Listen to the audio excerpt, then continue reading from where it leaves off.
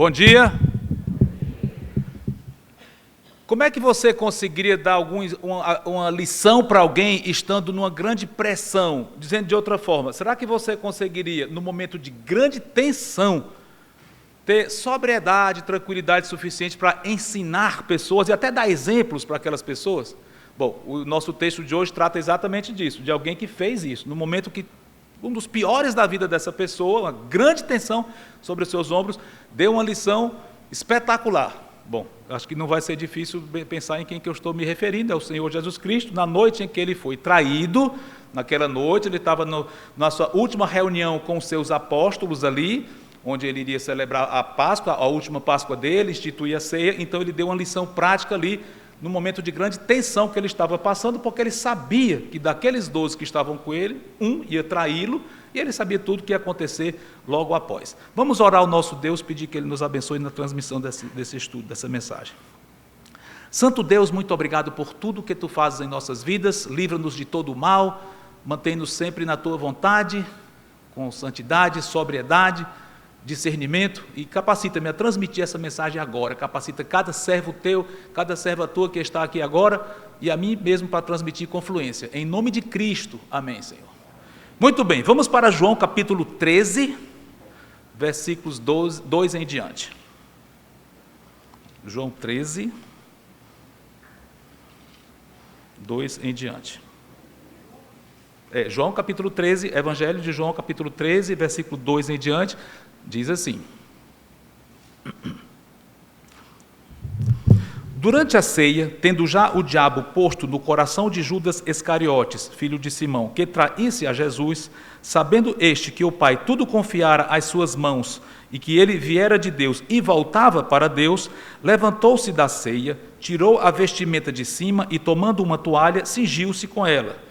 Depois deitou água na bacia e passou a lavar os pés dos discípulos e a enxugar-lhes com a toalha com que estava cingido. Interessante, bem claro, olha os detalhes que o evangelista dá. João foi uma testemunha ocular, ele estava presente e viu tudo aquilo. Então o Senhor Jesus tirou a sua roupa de cima, por assim dizer, ficou com aquelas roupas mais internas, colocou a toalha, se cingiu, ou seja, amarrou a toalha em volta da cintura, encheu a água, de uma bacia d'água, e se abaixando foi lavando os pés de cada um dos apóstolos. Então vamos continuar aqui. Enxugando com a própria toalha com que ele estava vestido. Isso era a tarefa de um escravo. Normalmente um escravo é que faria isso com os convidados, com alguém que chegava para uma certa ocasião. Então, vamos lá, prosseguindo aqui no versículo 6, diz assim: Aproximou-se, pois, de Simão Pedro, e este lhe disse: Senhor, tu me lavas os pés a mim? Respondeu-lhe Jesus: O que eu faço não o sabes agora, compreendê-lo-ás depois. Disse-lhe Pedro: Nunca me lavarás os pés. Respondeu-lhe Jesus: Se eu não te lavar, não tens parte comigo. Então Pedro lhe pediu: Senhor, não somente os pés, mas também as mãos e a cabeça. Pedro sempre muito impetuoso, como a gente já sabe. Versículo 10, declarou-lhe Jesus: Quem já se banhou não necessita de lavar senão os pés, quanto ao mais está todo limpo. Ora, vós estáis limpos, mas não todos. Aí João, o evangelista, escreve aqui interpretando por que ele disse isso, pois ele sabia quem era o traidor. Foi por isso que disse: nem todos estáis limpos. Então João deu essa indicação aí do que ele quis dizer com limpos. Versículo 12, depois de lhes ter lavado os pés, tomou as vestes e, voltando à mesa, perguntou-lhes: Compreendeis o que vos fiz? Vós me chamais mestre e o Senhor, e dizeis bem, porque eu o sou. Ora, se eu, sendo o Senhor e o Mestre, vos lavei os pés, também vós deveis lavar os pés uns dos outros, porque eu vos dei o exemplo, para que, como eu vos fiz, façais vós também. Vamos ficar só até aqui no nosso texto e tirar várias lições desse episódio. A primeira delas, é evidente que há um simbolismo envolvido aqui. Quando ele fez um link entre a lavagem física dos pés com água e a situação das pessoas, é claro que ele estava falando de uma situação espiritual. Então, quando ele fala: vocês já estão puros, vocês já estão limpos, o que ele quis dizer com isso? Vocês já estão purificados de seus pecados. Não se trata de algo físico, mas espiritual. Então, é óbvio que ele fez uma comparação aqui, uma metáfora da lavagem física com a lavagem espiritual, que conforme ele próprio disse, já havia acontecido com eles, com todos, exceto com Judas. Tá? Então, eles já tinham passado por essa lavagem espiritual, essa purificação de pecados. Agora, alguém poderia perguntar, quando foi que isso ocorreu com eles? Será que foi um processo durante todos aqueles 3 anos de ministério com o Senhor Jesus?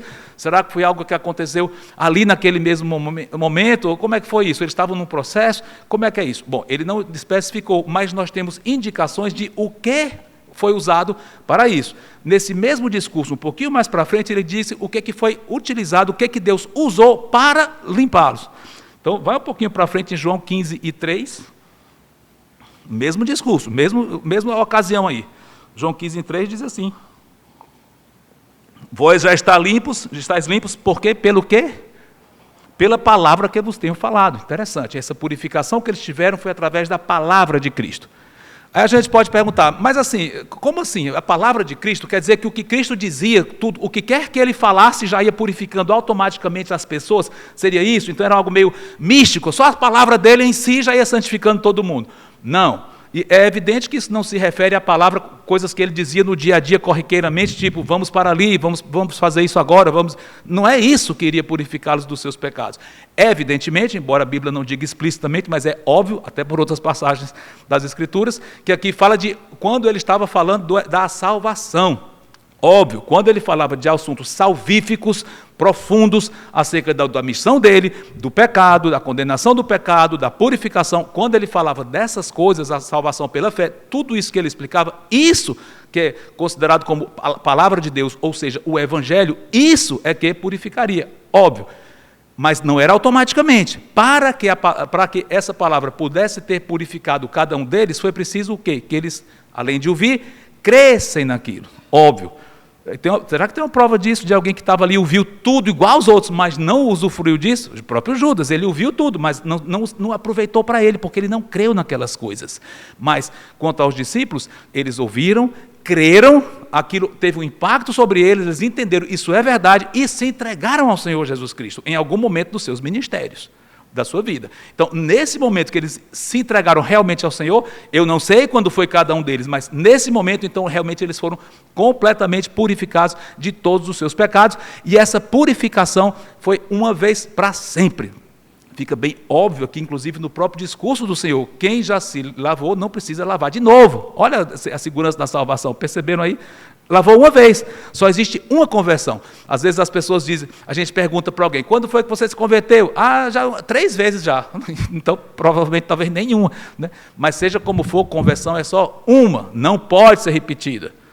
Não pode ser repetida e nem pode ser perdida, é irreversível. Esse perdão é definitivo e é irreversível. Que maravilha. E, curiosamente, uma dessas pessoas aqui, uma testemunha ocular que estava aqui, que foi Pedro, ele mais para frente, quando escreveu sua epístola, olha uma coisa interessante que ele falou acerca exatamente da palavra e do efeito que a palavra de Deus tem em nós.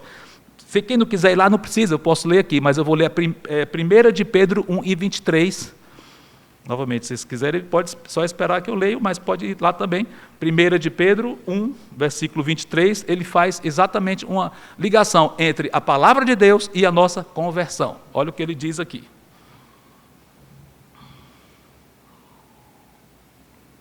Pois fostes regenerados, não de semente corruptível, mas de incorruptível, mediante o quê? A palavra de Deus, a qual vive e é permanente. Olha só, e aqui ele fala de regeneração, conversão, novo nascimento, ser gerado de novo. E indo um pouquinho além, teve outro ponto, outro item, por assim dizer, que Deus usa para que nós realmente sejamos salvos, sejamos purificados. Um é a palavra de Deus. Querem ver outro? Paulo, escrevendo para Tito, olha o que ele escreveu, não precisa ir lá, mas eu vou ler, mas se quiser, eu vou ler Tito 3, 5 e 6. Então, estão acompanhando aí, né? O que aconteceu para a pessoa ser salva? Ela creu no Evangelho, a palavra de Deus, foi através da palavra. Mas como? O que foi usado isso? A palavra regenerou, mas teve um outro ponto importantíssimo para que nós pudéssemos ser regenerados. Tito 3, 5 e 6 diz assim: não por obras de justiça praticadas por nós, mas segundo sua misericórdia, ele nos o quê? Nos salvou, mediante o quê?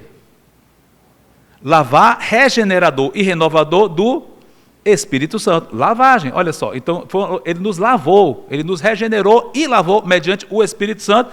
Versículo 6, que ele derramou sobre nós ricamente por meio de Jesus Cristo, nosso Salvador. Ou seja, nossa purificação dos pecados, nossa conversão, teve que contar com ouvir a palavra, crer, e tudo isso com a ação do Espírito Santo, nos regenerando e purificando. Ok? Bom, continuando aqui. Lavar os pés. Se nós estamos vendo aqui que vocês já estão limpos, conforme ele diz, já estão completamente limpos. E o que significa a lavagem de pés? Não já basta lavar o corpo todo? Para que lavar os pés? Não é suficiente nós termos sido perdoados uma vez por todas? Então, por que ele está querendo lavar o pé se a pessoa já está toda limpa? Vocês estão percebendo? Mas, evidentemente, é algo super necessário. Porque ele disse, se eu não lavar teu pé, tu não tem parte comigo. Ou seja, você não é meu. Ele tem que lavar o pé de alguém. O que será isso? É uma obra posterior à conversão. A conversão depende dessas duas coisas. Como é que é isso? Então, a salvação depende da conversão, mas depende de depois lavar o pé. Não é o assunto. Mas, certamente, há algo que comprove que nós somos realmente salvos e que isso é representado aqui por uma lavagem de pé. O que é isso? É permanecer no Senhor. Não é que a salvação dependa disso, no sentido que eu só vou saber se sou salvo se eu conseguir permanecer. Não, ela é garantida. Porém, é confirmadíssimo que essa evidência é sine qua non. O que é isso? Tem que ter, é indispensável. Alguém que realmente passou pelo processo de conversão e de purificação, ela vai demonstrar isso permanecendo no Senhor. E, aliás, no mesmo discurso, ele disse a mesma coisa. Depois você pode ir lá em João 15, ele diz, permaneçam em mim e eu permanecerei em vocês. João 15, versículo 4 em diante, depois vocês podem ver. Tem que permanecer. É uma prova de que alguém é convertido. E essa permanência, ela se manifesta na prática. Como? O seu coração crendo nele, a sua mente buscando ele em oração, buscando na palavra, obedecendo, realmente buscando a comunhão com ele e conhecê-lo mais e praticar mais a sua palavra. Tem que ter isso. Se o crente não passa por esse tipo de coisa, ele não é nem crente. Tem que passar. É uma condição que demonstra, é uma evidência de que houve uma conversão ali. E isso envolve uma confissão de pecados, não para a conversão, isso aí já foi tratado, mas a nível de manter relacionamento pessoal direto com o Senhor Jesus, na prática. E uma das testemunhas que estavam ali naquela hora também escreveu algo sobre isso, sobre essa necessidade de confessarmos os nossos pecados. Quem? Um dos apóstolos que estava lá, viu tudo, participou, teve os pés lavados por ele, com certeza. Mas mais para frente, décadas depois, ele escreveu dizendo, é importante confessar os pecados, mesmo sendo já crente. Quem diz isso? João, Pedro pode até ter dito, mas eu estou lembrando agora do versículo de João. Olha, 1 João, Evangelho, não é Evangelho, é Epístola de João, 1 João 1 e 9. Olha o que diz lá, um versículo bem conhecido.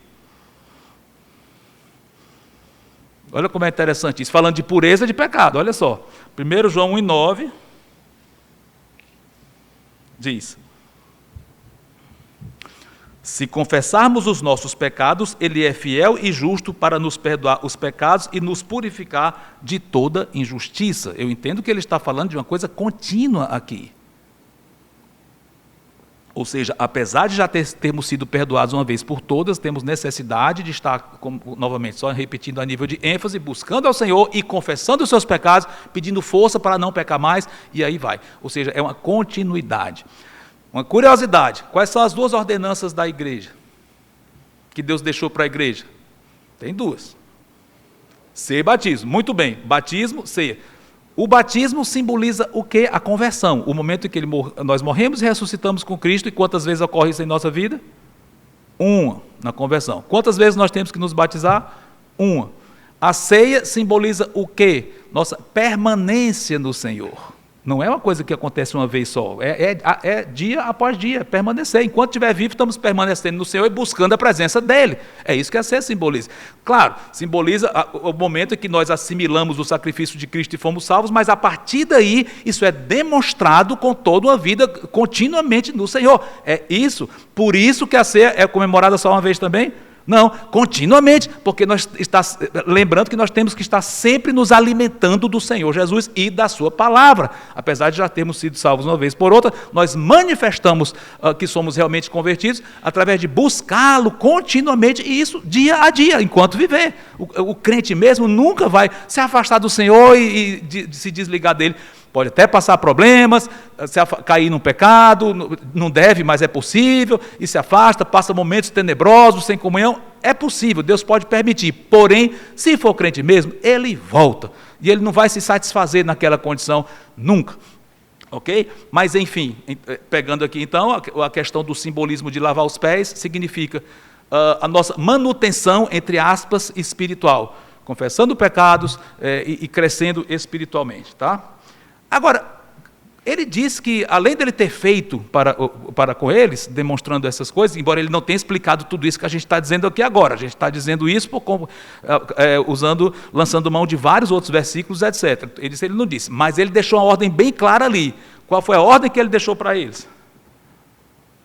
Depois de ele dar esse exemplo. Façam isso. Com quem? Uns com os outros. Se eu, sendo o Senhor, fiz isso, interessante que ele diz, eu sou mesmo Senhor, vocês me chamam Senhor e Mestre, eu sou.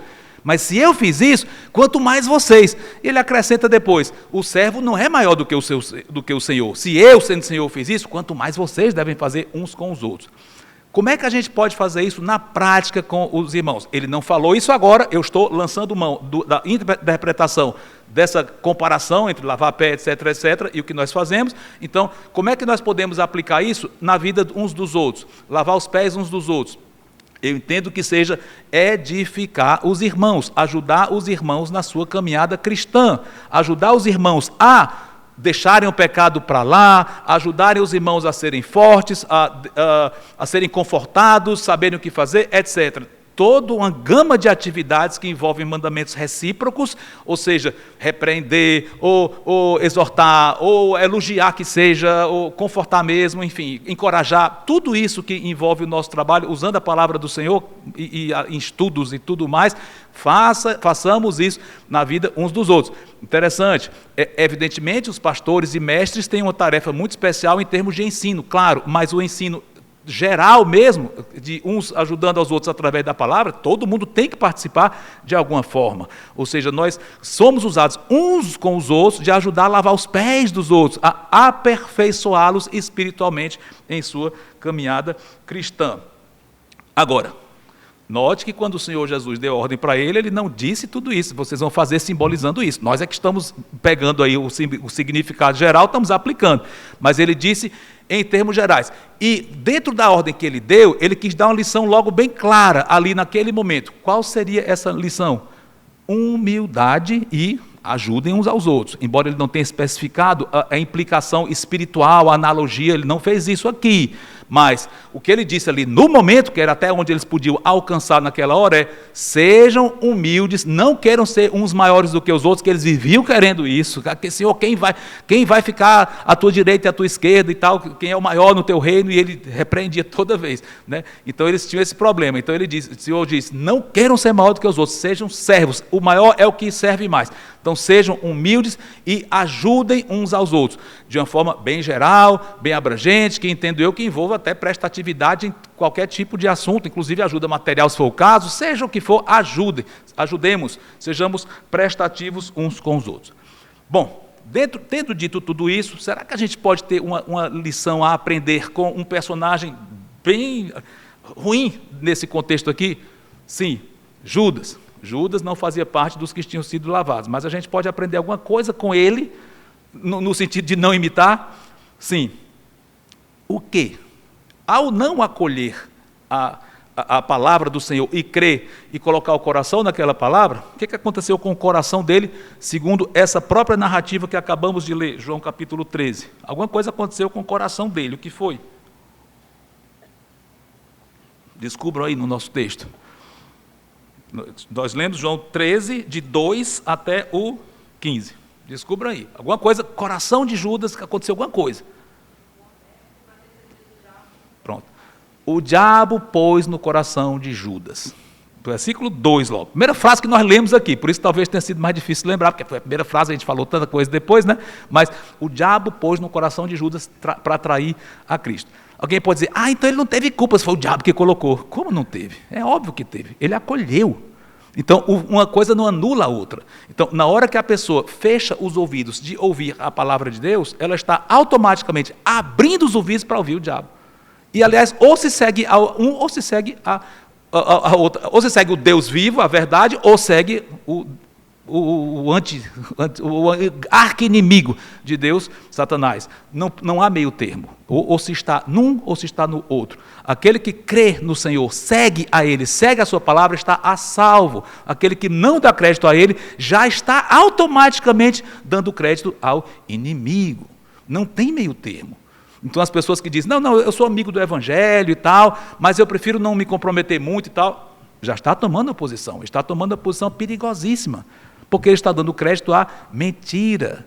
E há uma pessoa, melhor dizendo, um ser pessoal poderoso que está por trás disso, é o diabo e seus asséculas. Ele está interessado em desviar o ser humano da verdade. Então isso é forte. Ou alguém está limpo pelo sangue de Cristo e ouviu a palavra, foi regenerado, e aí tem tudo aquilo que comentamos, ou o outro extremo, não tem meio termo.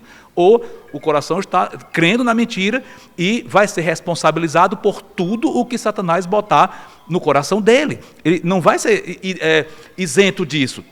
Se ele não acolheu a verdade, se expôs ao inimigo, o inimigo vai aproveitar, vai. Então ele não tem culpa. Tem. Ele vai ser responsabilizado por ter permitido o inimigo chegar até aquele ponto. Então, que fique esse grande exemplo aqui.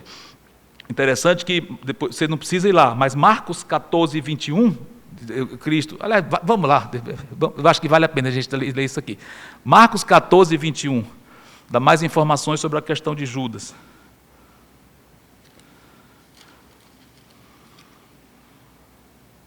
Marcos 14, 21.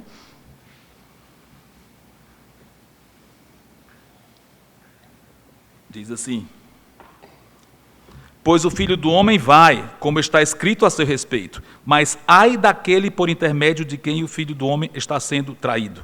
Melhor lhe fora não haver nascido. Então, ai daquela... Lógico, aqui é especificamente de Judas, evidentemente, está falando literalmente do personagem Judas, eu sei, mas em termos de aplicação, o assunto já estava até escrito que ele ia ser traído, que Judas, no caso, iria trair, etc. Tudo escrito, tudo determinado. Mas isso não quer dizer que, então Judas não teve culpa porque já estava escrito isso. De jeito nenhum, errado. Teve culpa, sim. Deus é soberano, nada vai pegar o nosso Deus de surpresa, nada. Mesmo o mal, que traz consequências gravíssimas, Deus orquestra tudo para, de alguma forma, ser glorificado naquilo e efetuar a salvação nos que Ele quer. Não anula a responsabilidade. Tá bom? Mas, continuando aqui, já querendo rumar para a nossa conclusão, mas ainda tem algo muito importante para comentar sobre esse episódio. Nós começamos essa mensagem fazendo uma pergunta para vocês. Qual foi essa pergunta mesmo? Estão lembrados?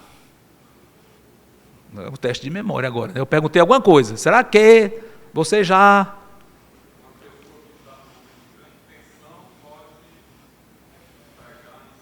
Ok. Bem lembrado, Alicão. Ótima memória. Hoje eu estava falando com ele sobre memória, ele está dando um show de memória. Mas, enfim, o que foi que aconteceu? Como é que o Senhor Jesus conseguiu, com tanta tranquilidade, fazer tudo aquilo que ele fez nessa noite, além do exemplo de lavar os pés, um belíssimo discurso que ele fez dali para frente. Aliás, vários capítulos do livro de João são dedicados exatamente a só essa noite, do 13 até o 16, registra tudo o que aconteceu, aliás, até o 17, porque depois dessa cerimônia, dessa ação de lavar os pés, e do 14 em diante, começa um discurso muito bonito, que vai até o 16, e o 17 ele culmina tudo com sua oração sacerdotal, ou seja, vários capítulos de João só narrando essas poucas horas que o Senhor esteve com ele. Mas, seja como for, como é que ele conseguiu falar todas essas coisas? Alguém pode dizer, mas é porque ele é Deus, então é muito tranquilo, ele é imperturbável. Como Deus, ele nem sofreu nada daquilo, ele estava acima de tudo isso, é muito tranquilo. Como é? É claro que ele é Deus, é óbvio, eu concordo 100% com isso. Porém, ele tinha outra natureza também, que sempre teve a outra natureza, não foi? Não, passou a ter a natureza humana quando ele encarnou, quando ele nasceu de Maria. Ele ganhou uma nova natureza, mas ele sempre teve a divina, sempre teve e sempre terá a divina, sim. A humana ele ganhou ali, também vai ter para todo sempre. Alguns até acham. Então, mas ele ainda é ser humano? Claro que é. Se ele não fosse ser humano, como é que ele ia reinar sobre nós? Entendeu? Mas, enfim, na natureza humana, ela muitas vezes foi manifestada de uma forma que ele demonstra, entre aspas, fraqueza, fragilidades, não pecado, de forma alguma pecado. Ele nunca pecou, mas ele demonstrava fraquezas como fome, sede, sono, etc. E aqui, olha uma coisa que aconteceu aqui, por exemplo, nesse episódio. João 13, vamos voltar para lá, nessa mesma noite, versículo 27. João 12, 27, voltar um pouquinho. Aliás, não, é 13 mesmo, é 13 e 21, desculpa, a confusão aqui. João 13, versículo 21, olha o que aconteceu com ele nessa mesma noite. Diz assim: ditas estas coisas, o que diz aí? Angustiou-se Jesus em espírito e afirmou: em verdade vos digo que um dentre vós me trairá. Angustiou-se. Esse verbo é usado várias vezes o mesmo verbo grego é usado várias vezes para o Senhor Jesus Cristo, especialmente a partir do capítulo 11 para frente, que ele se angustiou por alguma coisa. Aliás, é o mesmo verbo que ele diz: não se turbe o vosso coração. É o mesmo verbo. Ele se angustiou, mas ele diz: não se angustie. Mas, fechando parênteses, ele passou por angústias. Sim, ele sofreu, ele sabia o que era isso. Então, ele foi preciso, na sua humanidade, ser fortalecido para, no meio daquele momento turbulento, que por alguns momentos ele sentiu angústia aqui, como ficou bem claro, mas que não estava o tempo todo sentindo aquela angústia acometido por ela. Mas, de vez em quando, ela veio. Mas como é que ele conseguiu ficar tanto tempo sem dar vazão a essa angústia e se fortalecer? Aqui tem um versículo de João que eu entendo que responde isso. Eita, agora vai ser um teste mais difícil, mas nós lemos. Bem no comecinho do nosso texto. Quem sabe que versículo é? Vocês estão entendendo a minha pergunta? O que foi que fez com que o Senhor Jesus fosse forte o suficiente, ou tranquilo o suficiente de pregar, falar aquilo, tudo aquilo que ele falou e ensinou, como é que ele conseguiu? João deu uma dica aqui impressionante, uma informação, eu entendo, no nosso texto. O que foi que aconteceu para ele ficar tão firme? Versículo 3. Olha só, eu entendo que essa é a resposta. Sabendo Jesus Cristo, que o Pai tudo confiara às suas mãos e que ele viera de Deus e voltava para Deus, continua. Ele sabia claramente quem ele era, de onde ele tinha vindo, ou seja, do Pai, ele conhecia o Pai, o relacionamento que ele tinha com o Pai, e sabia que ele tinha todo o poder que o Pai deu para ele sabia quem ele era, e que ia voltar para o Pai. Ele sabia de tudo isso. Eu entendo que essa convicção do Senhor o fortalecia nos momentos de grande angústia. E que aplicação nós temos para nós em tudo isso? Em momentos de angústia, em momentos de tristeza, o mal parecendo proliferar ao nosso redor, parecendo dominar, o mal está dominando. Calma. Corre para o Senhor, lembra de quem nós somos, de quem o Senhor é, do que Ele faz conosco, do que Ele vai nos dar, e tudo isso. Lembra. É a palavra dele. Lembra disso, e ele vai usar aquilo para nos fortalecer, e o mal continua operando. Sim, o mal está no mundo mesmo, e é assim, vai ser assim até Cristo voltar. O mal está no mundo, mas Deus nos fortalece, de forma tal que o mal não nos contamina, ok? O mal não nos toca. Pode tentar aqui e ali, mas contaminar, trazer para si de volta, nunca. Nunca mais voltaremos para o mal, nunca. Mas Deus nos garante essa vitória. Podemos sofrer algumas consequências do mal, sim, mas de sermos realmente devorados pelo mal, nunca. E nós temos, por quê? Porque Deus está conosco, e aquele que nasceu de Deus o guarda, e o que mais? O maligno não lhe toca. Lá no finalzinho de 1 João ele fala isso, mas depois vocês podem ver isso com calma. 1 João 5, acho que é 18 por aí, depois vocês podem ver isso. O maligno não toca naquele que Deus guarda. Então nós somos guardados pelo mal. Ele acontece, mas ele nos guarda, e a maneira de nós não sucumbirmos ou ficamos abatidos diante dele é essa. Lembra da palavra dele e corre para ele. Enfim, já concluindo, uma palavrinha para, talvez alguns estejam aqui que não tenham passado por esse processo de purificação, de uma vez por todas, que é conversão, que é crer na palavra de Deus e se entregar ao Senhor Jesus Cristo. Quem não passou por isso, passe, corra para o Senhor, está ao seu alcance. crê na palavra de Deus, se entregue ao Senhor, então você vai ter todos os seus pecados lavados de uma vez para sempre. Então você vai saber o que é ter os pés lavados, só os pés, porque o corpo, a alma já está toda lavada. Passe por isso. E quanto a nós, acho que talvez a maioria aqui, a grande maioria, que já passou por esse processo de conversão, já está todo lavado, como os 11 apóstolos, graças a Deus, o que nós devemos fazer? Simplesmente agradeça ao Senhor, vibremos com isso que Ele nos deu e sirvamos a Ele e aos nossos irmãos como Ele ordenou. E quando o mal estiver proliferando ao redor, corre para o Senhor, que Ele vai nos dar força e restaurar e fazer com que a gente continue seguindo. Breve nós não vamos ter mais necessidade de lavar os pés, nesse sentido. Servir, sim, mas de outra forma, porque não vai mais envolver pecado. Quando nós partirmos, o pecado ficou para trás. Oh, amém por isso, não é não? Então, nossa atividade uns com os outros não vai ser mais essa. Pelo menos com todos os salvos já com o corpo glorificado. Vai ter o milênio, é outra história, vai ter pecado, não vou entrar em escatologia agora. Mas aquele que já morreu, ou foi arrebatado, corpo glorificado, não vai mais ter pecado. Então, já passou, mas nós vamos continuar servindo, e vai ser maravilhoso. O serviço não vai parar, mas vai ser desimpedido, sem obstáculos, sem tristeza, sem mais nada disso, mas só muito poder, muita glória, servindo ao Senhor, vai ser maravilhoso. Enquanto isso, vamos aproveitar essa honra que Ele nos deu e lavar os pés uns dos outros. Amém? Amém? Santo Deus, muito obrigado por essas palavras, aplica em nossos corações. Se alguém aqui está que não te conhece ainda, que se converta, Senhor.